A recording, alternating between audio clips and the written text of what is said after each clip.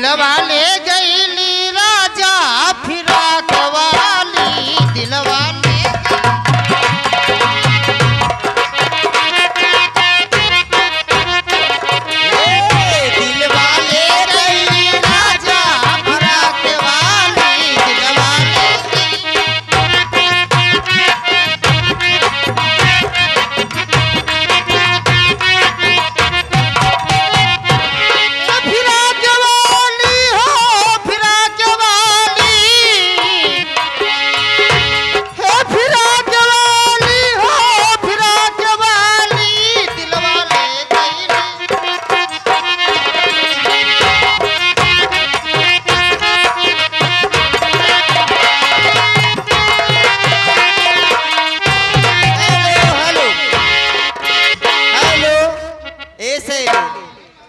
समय हो गया है यहाँ से प्रस्थान करने का।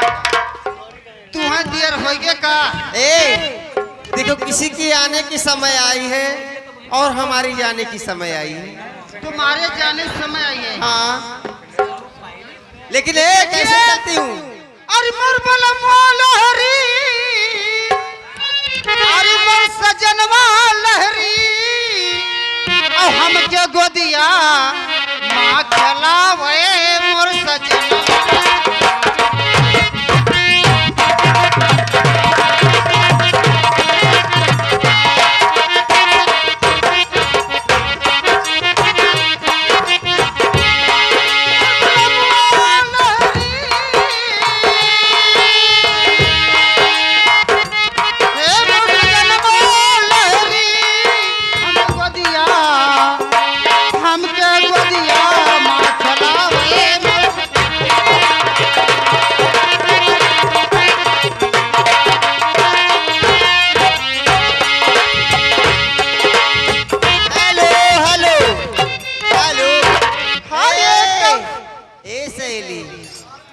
ध्यान दीजिएगा।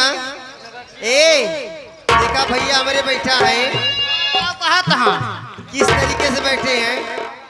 रस से भरी बा और बड़ी मजेदारी बा, रस से भरी बा और बड़ी मजेदारी बा, और लैला मोरे राजा जबरिया उधार बा, रस से भरी बा।